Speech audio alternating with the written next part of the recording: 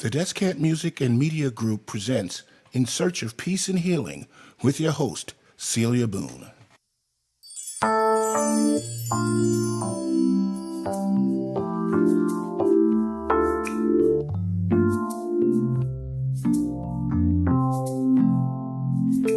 Welcome, friends. I'm delighted that you've joined us today and hope this podcast will be helpful to you.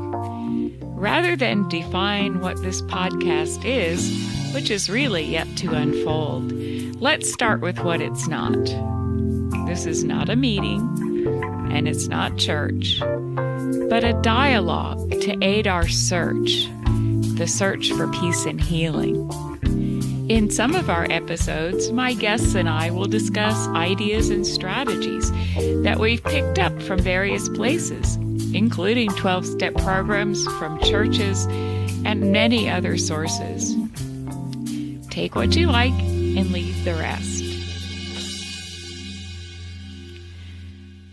Hello again to my listeners. I'm so glad you've joined me for yet another one of the podcasts, In Search of Peace and Healing.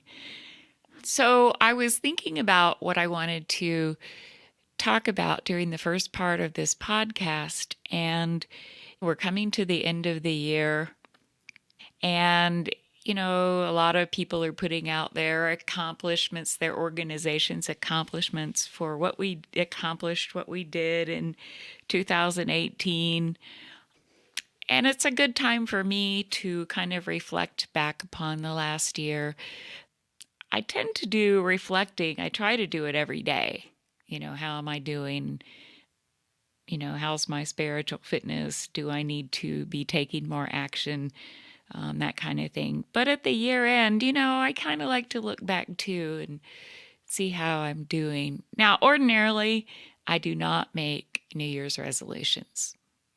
And the reason why is that typically I've had lots of good intentions, really, really good intentions, and the road to hell is freshly paved and easily accessible just because of my good intentions alone.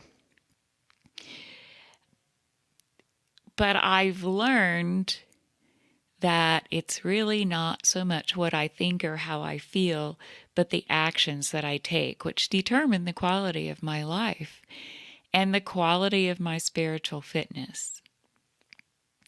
So when we started 2018, I made a decision that this year I was going to clean up my eating.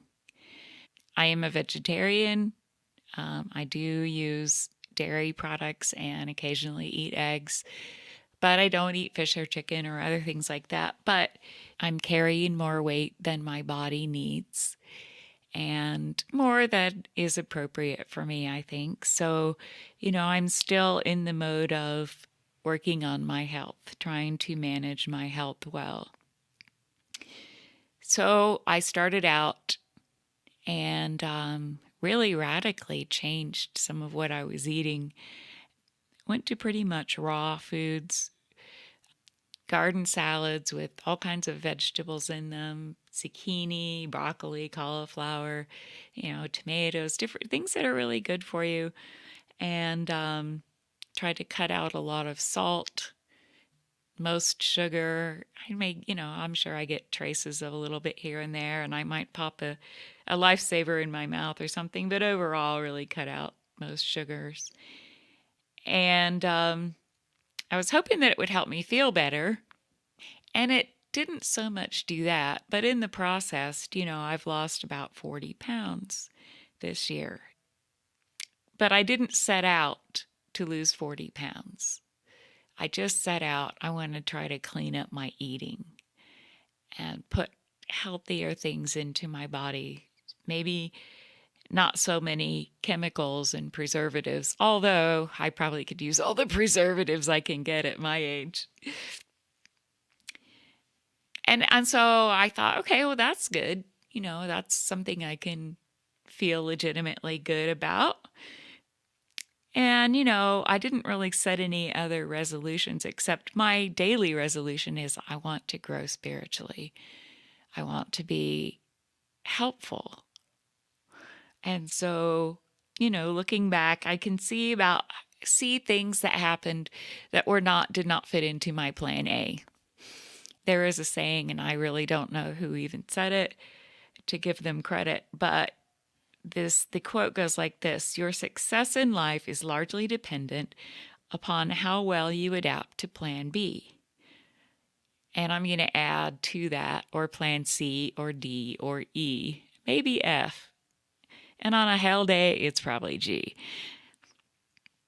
The one constant in life is change.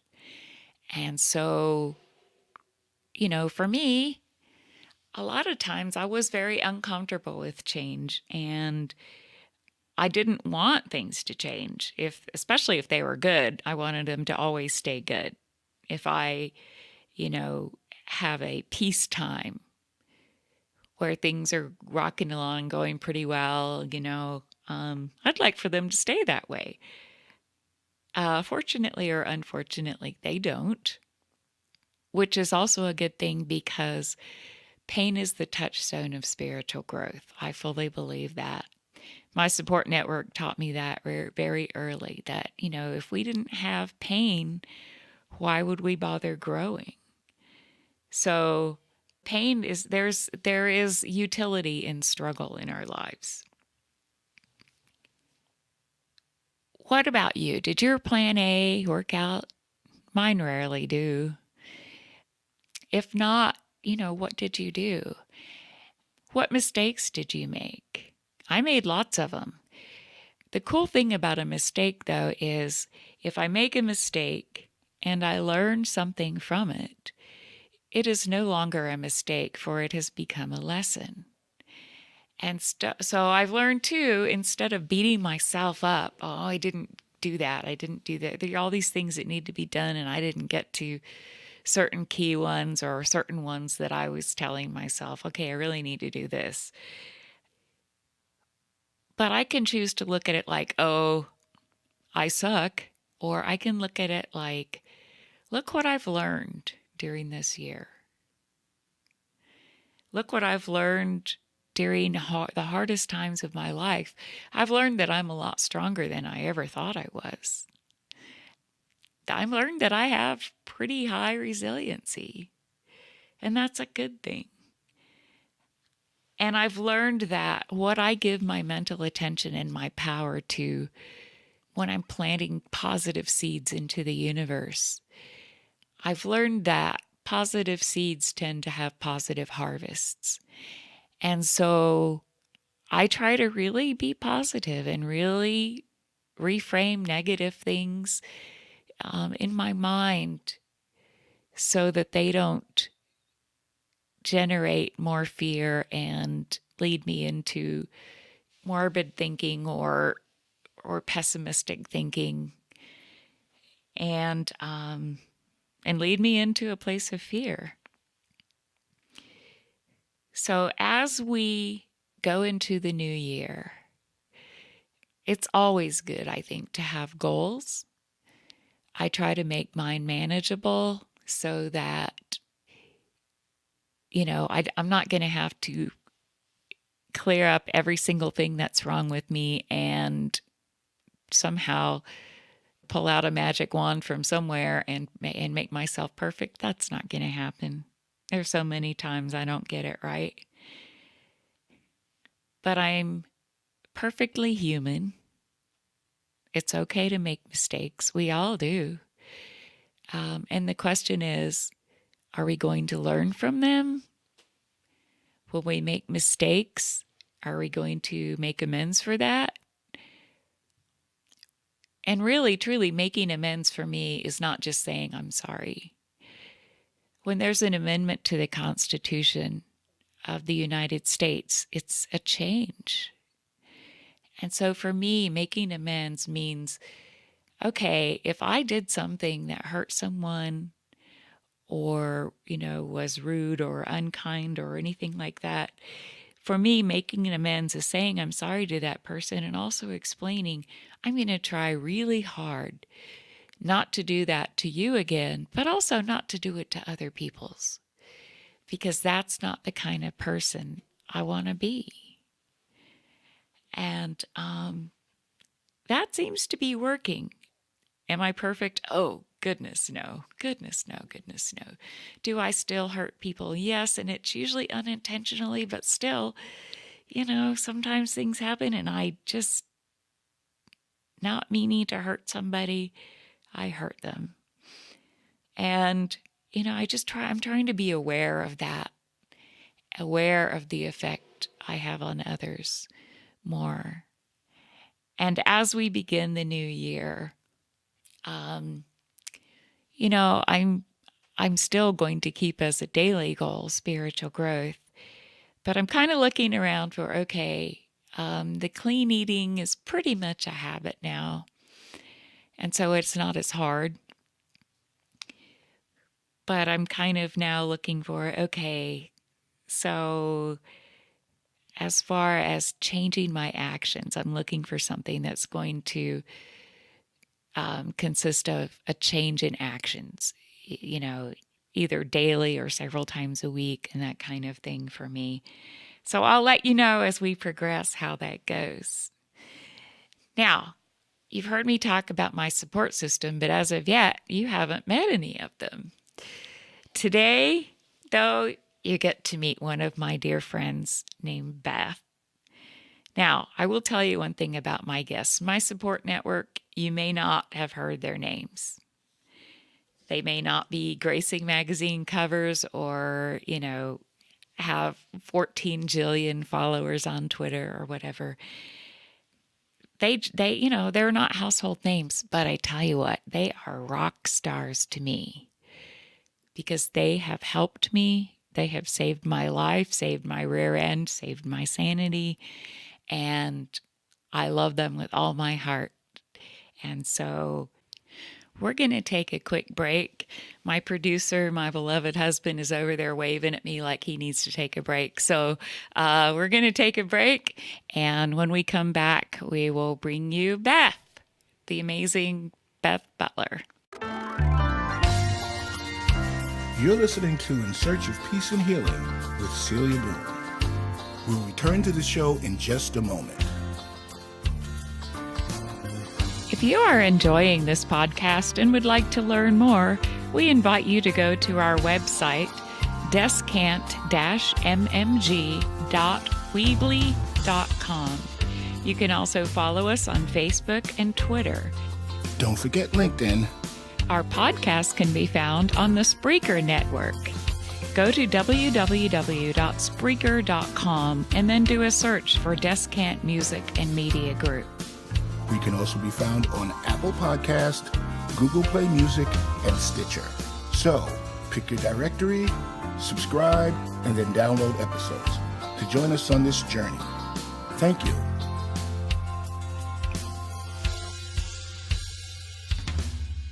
So I'm delighted to have as my guest today my dear, wonderful friend, Beth Butler. Now, Beth is not only my friend, actually, she's also my boss. The day that we met, I came for a job interview, and she put me to work and then said at the couple hours later, by the way, you're hired. Yeah. So hello, Beth, and welcome. Thank you. Thank you, Celia. Yeah, no pressure, right? Her boss. Uh-huh. Yeah. Yeah, I'm sure I'm wonderfully easy to manage, right? You are. What are you saying?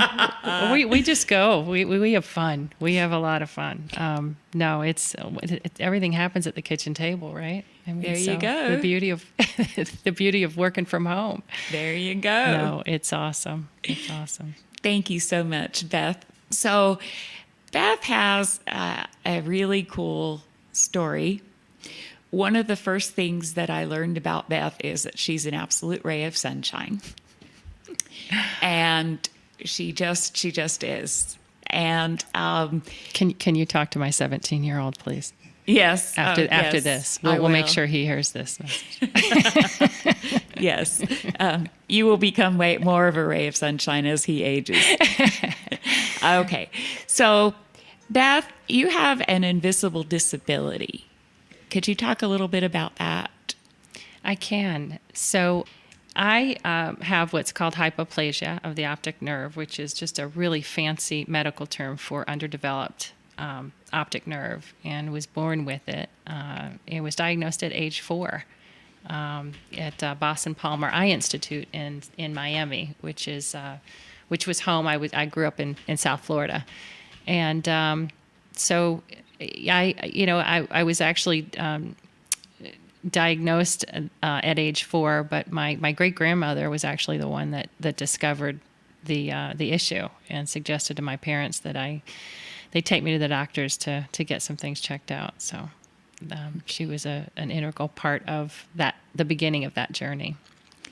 So what did the doctor say to your parents? So when I went over, I was misdiagnosed actually originally, and my parents were told that I would be totally blind, and that they actually had them looking into schools for the blind, and obviously that was a traumatic bit of news for them. And although I don't remember a tremendous amount of it, I was young, but was told later that that was obviously a really sad time. I mean, I think it was around Christmas time as well. So anytime they looked at the Christmas tree, it was like, is this going to be the last one that Beth sees? And then they got referred to a specialist in Dr. J. Lawton Smith, who, as I learned later on after learning more about him in my older years, he was really just incredibly gifted in the area of neuro-ophthalmology, and so we had I had the privilege of going to be examined by him.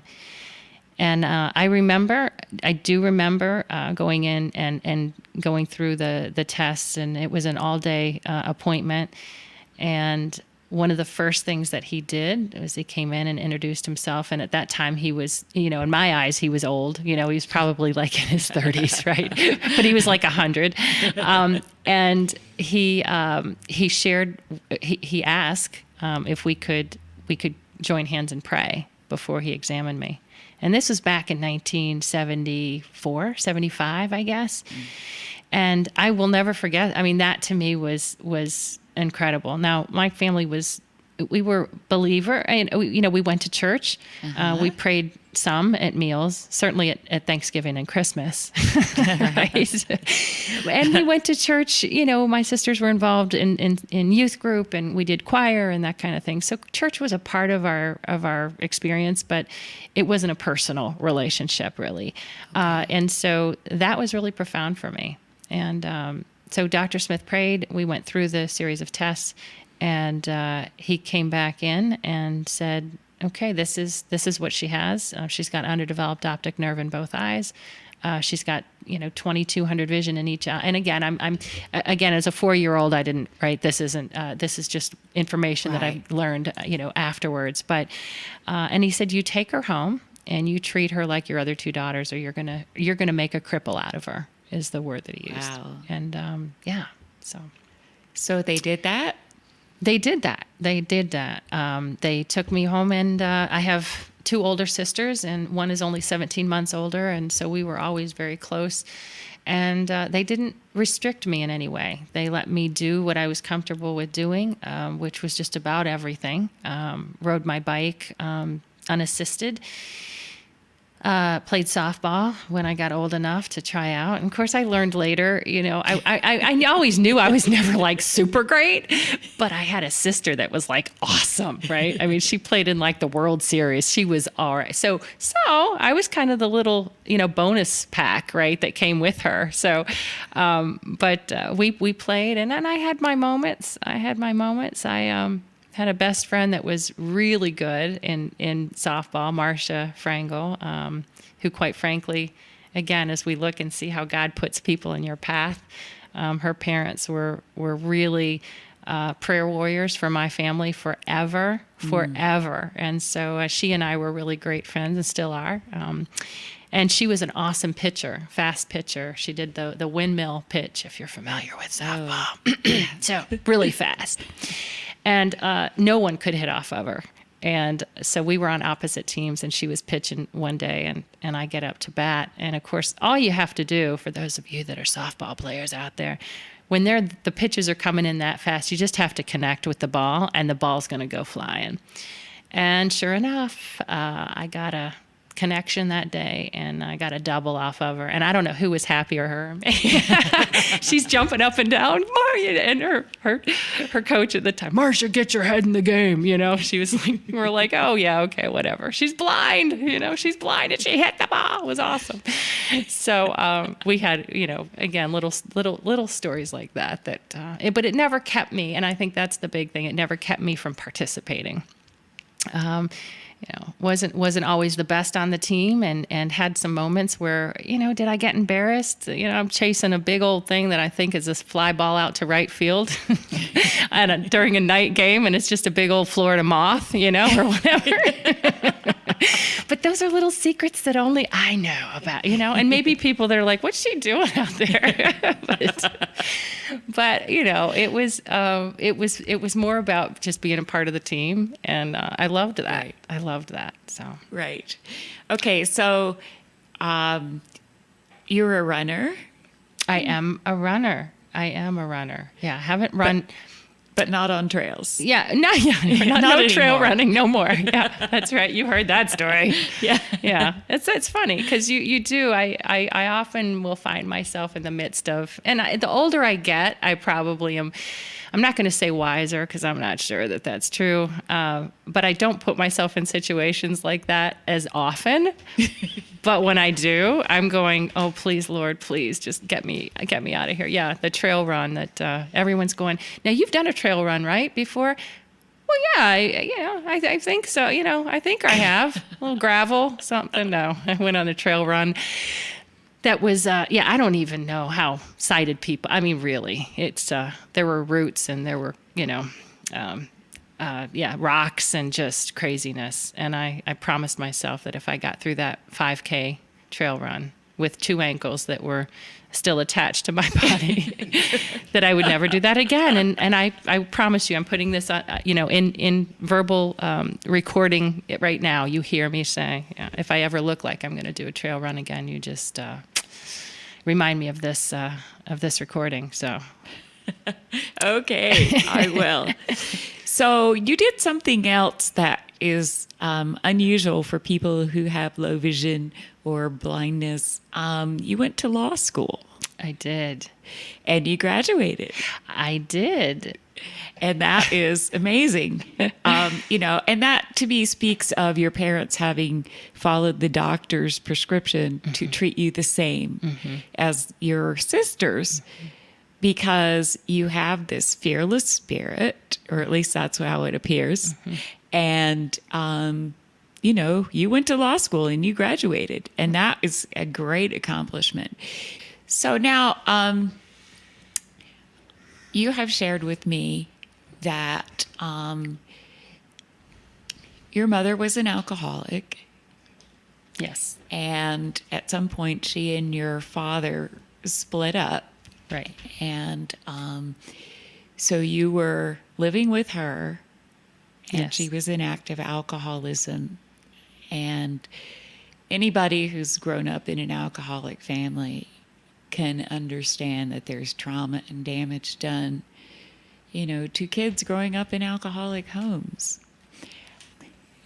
I guess I want to bring in here, you shared with me that, you found out in college that your mom's drinking was probably the reason why your optic nerves were not fully developed. Right.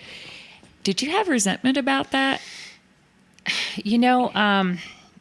I have really asked myself that question so many times in my own recovery, quite frankly, right? Because, I think one of the things that I learned shortly after college was that we can get through our childhood, right? And but it's really not until we become adults and start to get into relationships ourselves that we look and realize the dynamics of the relationships that we seek out often mirror, so unfortunately, that unhealthy pattern right. that we learn in our homes. And so it was after graduation, and I was staying with my dad and my mom, of course, they were divorced, and so mom was nowhere around.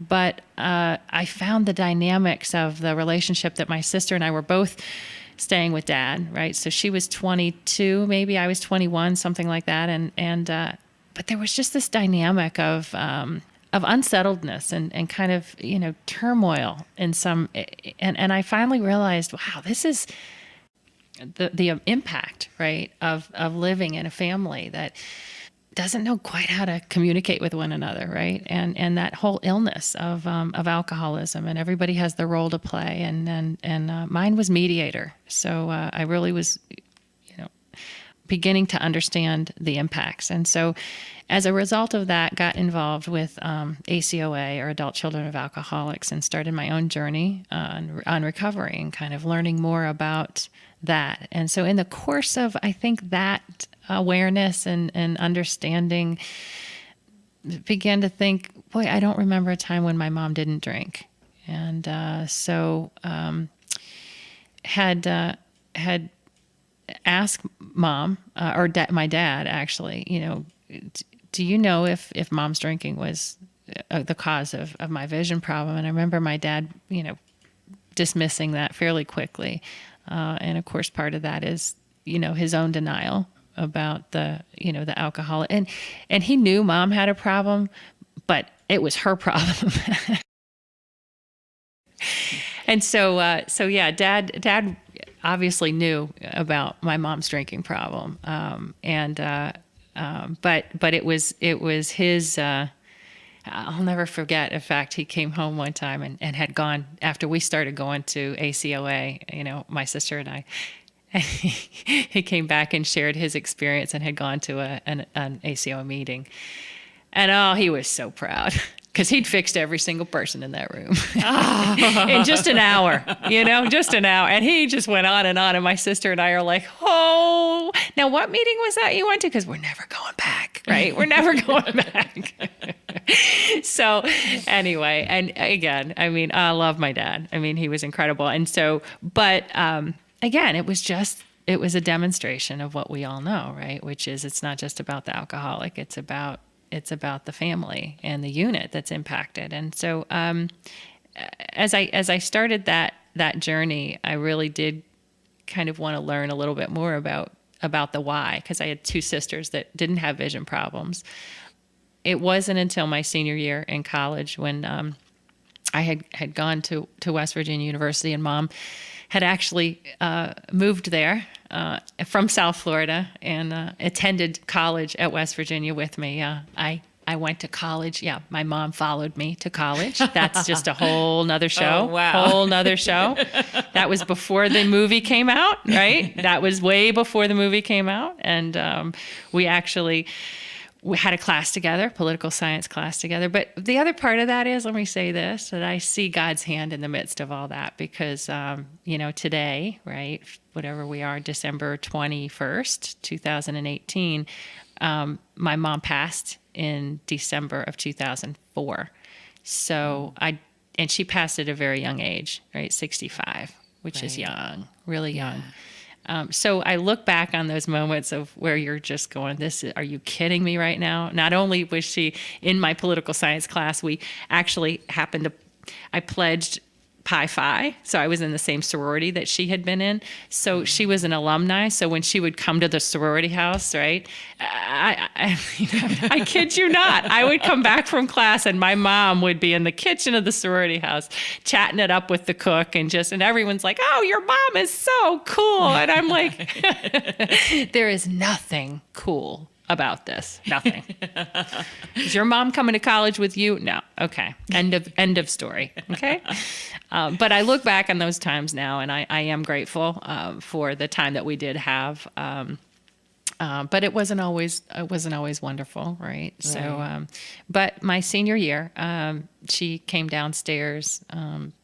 It was actually the night before graduation, and hands me an envelope with a letter in it. And she was drunk at the time. She had been drinking that night, and hands me this letter and said, you need to read this. And so I opened it up and read it, and had a lot of medical stuff in it. But the bottom line was that her drinking had caused the birth defect, or the underdeveloped optic nerves. That was my issue. And I just remember reading it and thinking, and the letter was dated 1984, and so this was 1989.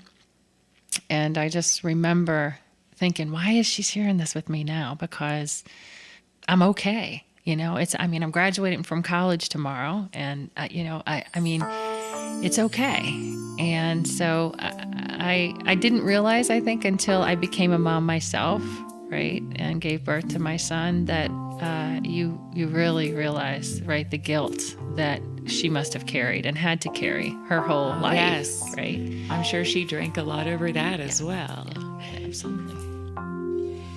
So we're going to actually ask Beth to stick around and continue this interview on our next episode. So you guys be sure to tune in because we're going to be talking about how Beth finds peace and healing, the things that she does, and what helps her. So I'm sure you won't want to miss it. And thanks so much for listening today. I hope that each of you is blessed beyond all measure as you move forward with whatever plans you have. Take gentle care. You've been listening to In Search of Peace and Healing with Celia Boone, a production of the Descant Music and Media Group, providers of music and media production as well as business services for small businesses and nonprofit organizations. Follow us on Facebook, Twitter, and LinkedIn, or visit our website at descant-mmg.weebly.com. Our podcast can be found on the Spreaker network. Go to www.spreaker.com and then do a search for Descant Music and Media Group. And remember, you can also find us on Apple Podcast, Google Play Music, and Stitcher. So pick your directory, subscribe, and download episodes. Join us on this journey. Thanks, and see you soon.